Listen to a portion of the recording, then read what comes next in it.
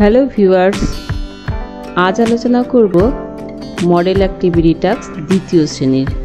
এটি অক্টোবর মাসের model activity task. এই ভিডিওগুলি অভিভাবকদের দেখার জন্য অনুরোধ করা হচ্ছে। আর অবশ্যই একটি কথা সাথে বলছি, সাবস্ক্রাইব করা না থাকলে আমার চ্যানেলটি সাবস্ক্রাইব করার জন্য অনুরোধ করা হচ্ছে। এবার শুরু করা যাক। সংযোগ স্থাপনের সক্ষমতা। একে নিচের পাঠটি পড়ে প্রশ্নগুলির উত্তর লেখো।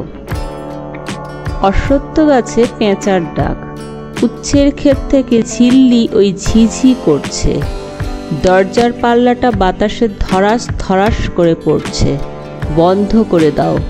ওটা কি কান্নার শব্দ? না, রান্নাঘর থেকে বিড়াল ডাকছে। এটি সহজ পাঠের একটি অংশ।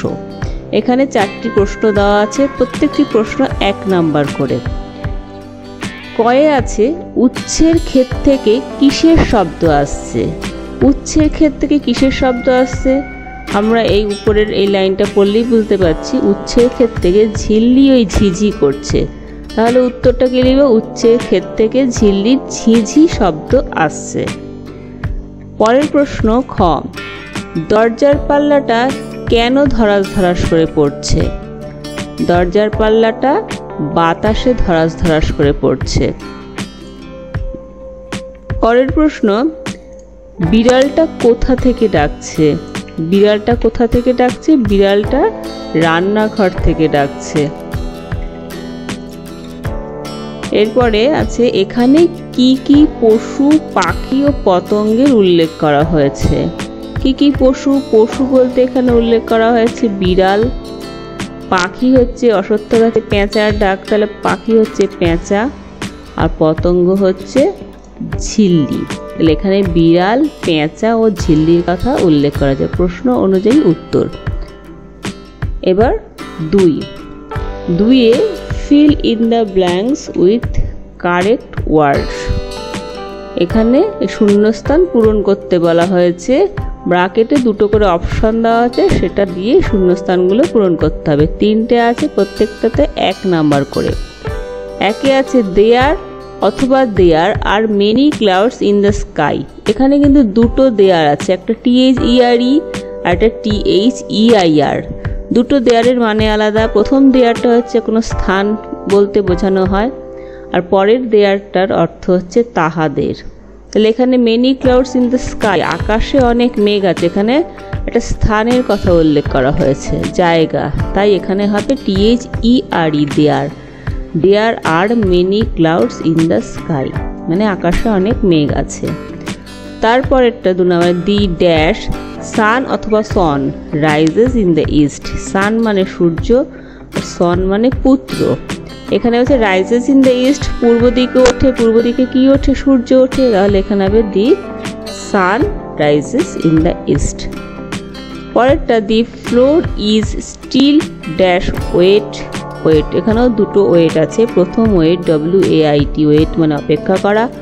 পরের ওয়েট WET, ওয়েট মানে ভেজা। এখানে ফ্লোর, মেঝেটি কি? ইজ স্টিল ওয়েট, এখনও ভেজা। মেঝেটি এখনও ভেজা। এভাবে মানে বুঝে ওদেরকে বুঝিয়ে দিতে হবে। 3-এ আছে নিচের ক্যালেন্ডারটি দেখে উত্তর লেখো। লাল চিহ্নগুলি ছুটির দিন। এখানে একটা ক্যালেন্ডার দেওয়া আছে। এখানে লাল চিহ্ন যেগুলো দেওয়া আছে, লাল রং, সেগুলো হচ্ছে এখানে ছুটির দিন হিসেবে উল্লেখ করা আছে। এই ক্যালেন্ডার অনুযায়ী নিচে 3টে প্রশ্ন আছে। প্রশ্নের প্রতিটি 1 নাম্বার করে। প্রথম প্রশ্ন, এই মাসের 23 তারিখ কী বার? তাহলে 23 তারিখ কোথায় আছে দেখতে হবে। 23 তারিখ এখানে আছে, তাহলে 23 তারিখ হচ্ছে বুধবার। তাহলে উত্তর কি হবে? এই মাসের 23 তারিখ বুধবার। পরের প্রশ্ন, এই মাসে কটা ছুটির দিন? লাল কালিগুলি যেহেতু ছুটির দিন, তাহলে লাল কালিগুলি আমি হিসেব করব।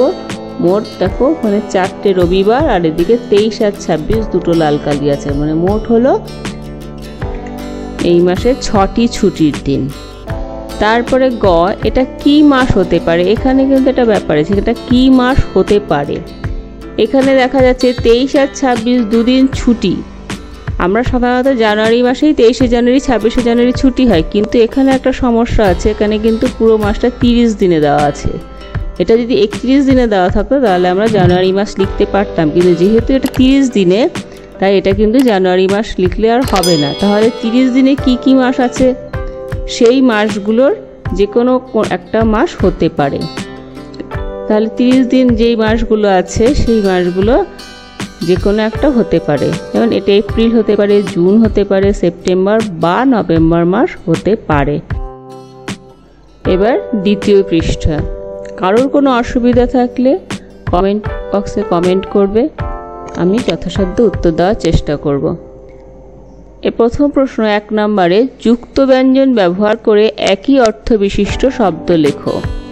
এখানে এই যে শব্দ দুটো দেওয়া আছে, রাত আর বিছানা, এর একই অর্থ হবে এমন শব্দ লিখতে হবে, কিন্তু সেটা যুক্ত ব্যঞ্জন ব্যবহার করে লিখতে হবে। তাহলে রাতের অর্থ আমি কি লিখতে পারি যুক্ত ব্যঞ্জন ব্যবহার করে? রাত্রি। তাহলে এখানে তয়রা ফলা হলো যুক্ত ব্যঞ্জন, রাত অর্থাৎ রাত্রি। তারপর আছে বিছানা, বিছানাও এরকম একই অর্থ লিখতে হবে। বিছানায় কি লিখব? শয্যা।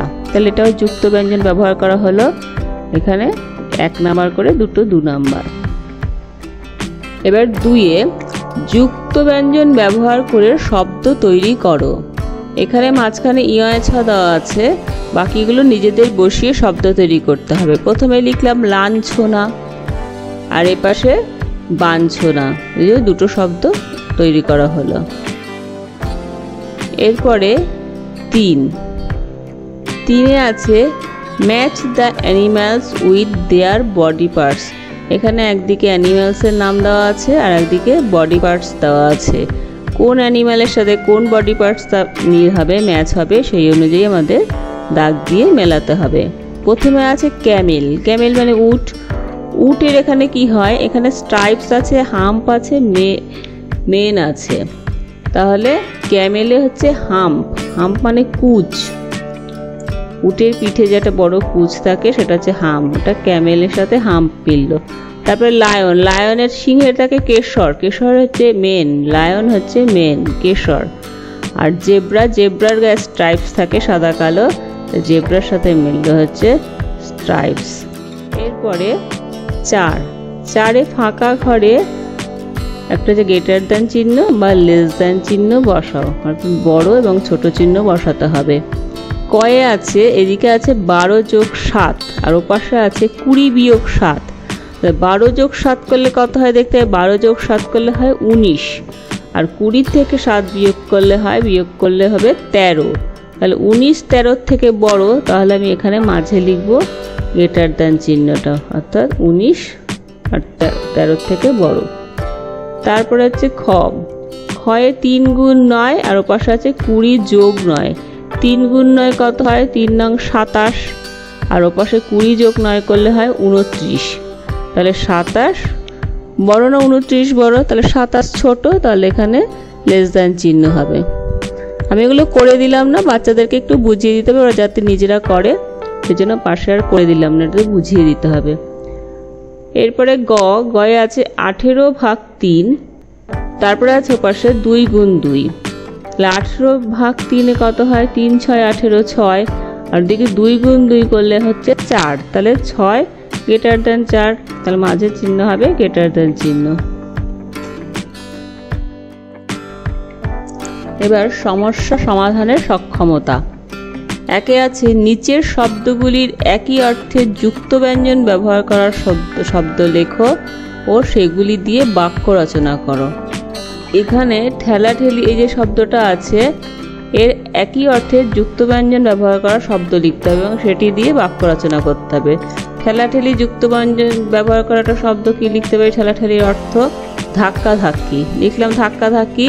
এই ধাক্কাধাক্কি থেকে আবার বাক্য রচনা কি, ভিড় ট্রেন থেকে নামার সময় সবাই ধাক্কাধাক্কি করতে থাকলো, এটি লিখতে এমন কোনো কথা নেই, নিজেরা অন্য একটা বাক্য লিখতে পারো এই ধাক্কাধাক্কি দিয়ে। এরপরে আছে অনেক, অনেক, তাহলে একই অর্থ কি লিখতে পারি, অসংখ্য হতে পারে, প্রচুর হতে পারে, এখানে আমি লিখেছি বিস্তর। বিস্তর মানেও অনেক। বাক্য রচনা কি লিখলাম, আকাশে বিস্তর মেঘ জমেছে। এভাবেও লেখা যায়, অন্য বাক্য লিখলেও অফ হবে। এরপরে 2, read the following sentence carefully. এখানে যে সেন্টেন্সগুলো দেওয়া আছে সেগুলো ভালো করে পড়তে বলা হয়েছে। কি আছে? Meena and Bina are friends. They always walk to school together. Meena's father is a doctor. He treats sick people in the village. Bina's father is a farmer. He works in the field. They all love their village. এই প্যারাগ্রাফটা অনুযায়ী নিচে প্রশ্নগুলো দেওয়া আছে, এবার সেই প্রশ্নগুলোর উত্তর আমাদের লিখতে হবে। 1 নম্বরে আছে how do the 2 friends go to school. অর্থাৎ 2 বন্ধু কিভাবে স্কুলে যায়। কি আছে উপরে প্যাসেজটাতে? Meena and Bina are friends, লেখা 2 বন্ধুকে Meena and Bina. They always walk to school together, অর্থাৎ তারা সর্বদাই হেঁটে স্কুলে যায়। তাহলে উত্তরটা কি হবে? They always walk to school together. এই লাইনটাই আমরা লিখব, কিন্তু এখানে দে বলতে কারা? দে মানে এখানে 2 ফ্রেন্ডস। এখানে 2 friends always walk to school together. এভাবে লাইন ধরেই উত্তর লিখলাম বোঝার সুবিধার জন্য। তারপরে আছে হু ইজ দ্য ডক্টর। এখানে ডক্টরকে, ওখানে আছে মিনাস ফাদার ইজ এ ডক্টর, অর্থাৎ মিনার বাবা হলো একজন ডাক্তার। সেটাই উত্তর হলো মিনাস ফাদার ইজ এ ডক্টর। তারপরে আছে 3 নম্বরে what does a farmer do. একজন কৃষক কি করেন? কৃষককে Binas father is a farmer. বিনার বাবা একজন কৃষক। হি ওয়ার্কস ইন দ্য ফিল্ড। তিনি কি করেন? তিনি মাঠে কাজ করেন, অর্থাৎ চাষ করেন। তাহলে what does a farmer do? A farmer works in the field. এখানে যেভাবে প্যাসেজে দেওয়া আছে উত্তরটা সেভাবেই লেখা হলো। 3-এর সমাধান করো। 3-এর ক, শক্তি মাঠে বসে 17টা বেলুন ফোলালো।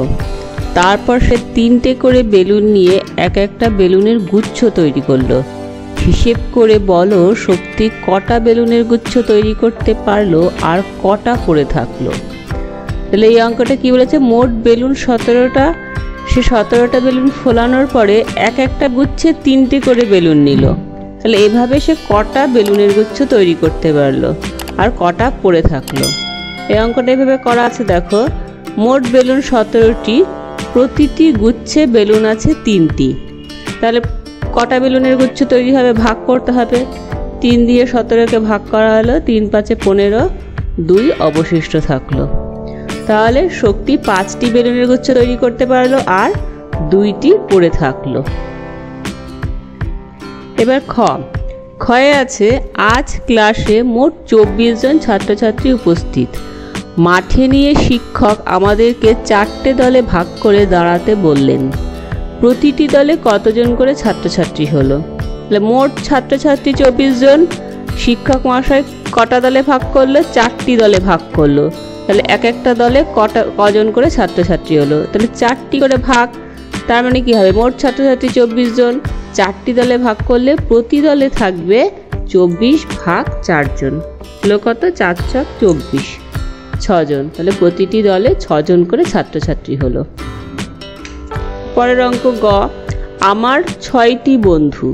প্রতিটি বন্ধুকে যদি 4টি করে মিষ্টি খাওয়াই তাহলে মোট কটা মিষ্টি কিনতে হবে?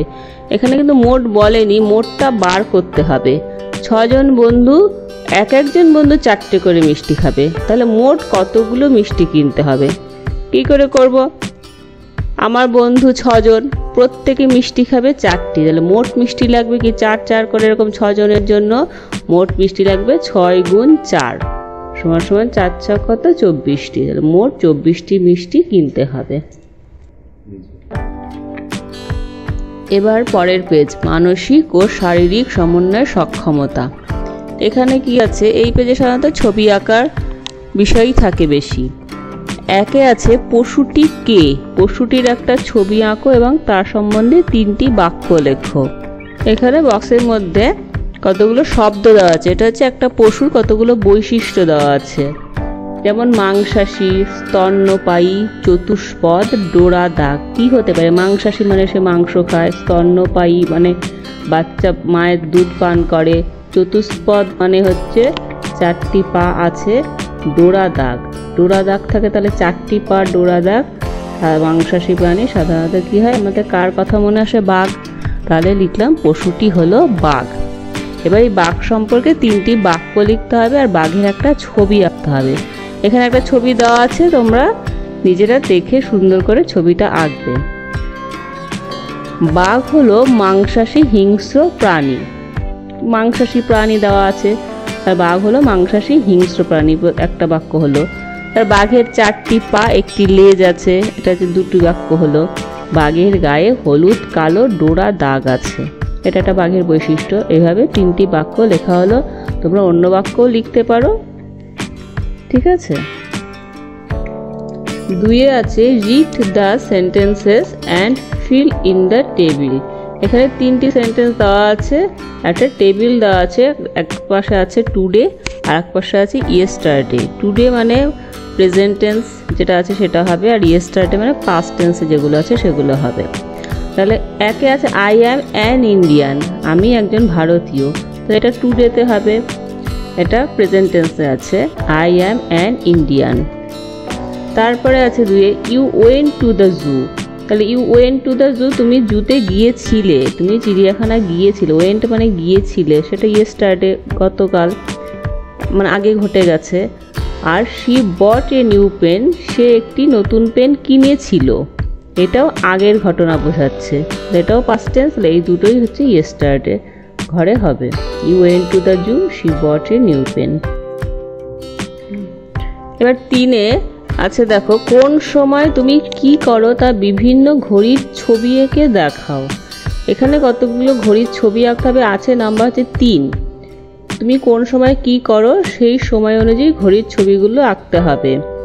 এখানে দেখো কতগুলো ছবি এঁকে দিয়েছি, এটা নিজেদের খুশি মতো করতে পারো। এখানে আমি কতগুলো দিয়ে দিয়েছি। ঘড়ির ছবিতে ঘড়িতে এখন বাজে 6টা, তাহলে আমি সকাল 6টায় ঘুম থেকে উঠি, এই একটা কাজ দেওয়া হলো।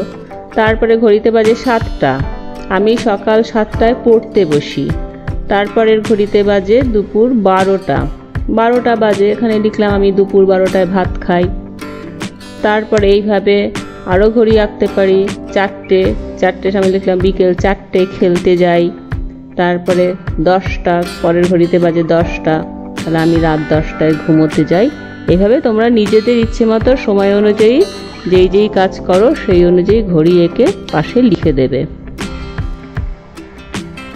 এবার শুরু করছি স্বাস্থ্য ও শারীর শিক্ষা। আমার ভিডিওটি ভালো লাগলে লাইক, কমেন্ট এবং শেয়ার করার জন্য অনুরোধ থাকলো।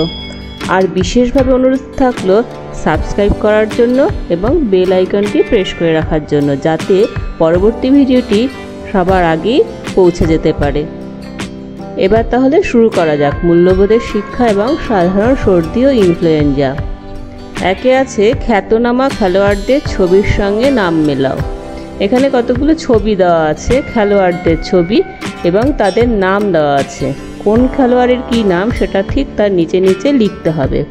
প্রথম ছবিটি বিখ্যাত ক্রিকেটার কপিল দেব রামলাল নিখাঞ্জ। তারপরের ছবিটি ইনিও একজন বিখ্যাত ক্রিকেটার সুনীল মনোহর গাভাস্কার। দুটো ছবি মিলে গেল। এরপরের ছবিটি এখানে হচ্ছে দুজনের নাম আছে ঝুলন গোস্বামী আর দোলা ব্যানার্জি। প্রথমটা হচ্ছে দোলা ব্যানার্জি আর পরের জন হচ্ছে ঝুলন গোস্বামী, এরাও বিখ্যাত খেলোয়াড়। এবার 2-এরগুলো শুরু করছি। 2 আছে নিচের শব্দজুড়ি থেকে সঠিক শব্দটি খুঁজে শূন্যস্থান পূরণ করো।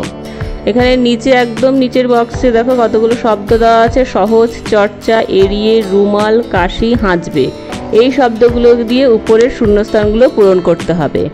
কয়ে আছে হাঁচি ড্যাশ থেকে দূরে থাকবেই কম করে 6 হাত। কি হবে? হাঁচি কাশি থেকে দূরে থাকবেই কম করে 6 হাত। তারপরে ক্ষয়ে আছে নাকে মুখে চাপা দেবে যে ড্যাশ কিবা দিন কিবা রাত। কি নাকে মুখে কি চাপা দেব? রুমাল, তাহলে নাকে মুখে চাপা দেবে যে রুমাল কিবা দিন কিবা রাত। পরেরটায় আছে গয়ে নিজেও যখন ড্যাশ কাশবে মুখেতে রুমাল দিও। কি করব, নিজেও যখন হাঁচবে কাশবে, হাঁচি কাশি তো নিজেরও হতে পারে, হাঁচবে কাশবে মুখেতে রুমাল দিও। ঘয়ে আছে রোগীকে ড্যাশ চলতেই হবে, যাব না তো তার কাছে, রোগীকে এড়িয়ে চলতে হবে, রোগীর কাছে যাওয়া যাবে না। তারপরে নিয়মিত ব্যায়াম শরীর ড্যাশ পুষ্টি খাবার হলে, নিয়মিত ব্যায়াম শরীর চর্চা, শরীর চর্চা করলে পুষ্টি খাবার হলে। তারপরে সর্দি কাশিকে ড্যাশভাবেই তখন এড়ানো চলে, সর্দি কাশিকে সহজভাবেই তখন এড়ানো চলে। বোঝা গেল? এভাবে শূন্যস্থান পূরণ করবে। এগুলো বইও আছে, তোমাদের বইটাও পড়ে নিয়ে করতে পারো। তারপরে আছে নাম, যা যা নিজের নাম, ক্লাস, রোল নাম্বার, বিদ্যালয়ের নাম নিজের লিখবে সুন্দর করে, পরিষ্কার করে। এইগুলো কিন্তু খুব সুন্দর পরিষ্কার করে লিখতে হবে, কারণ এটা কিন্তু নাম্বার দেওয়া আছে। এতক্ষণ সাথে থাকার জন্য অনেক ধন্যবাদ। সবাই ভালো থেকো।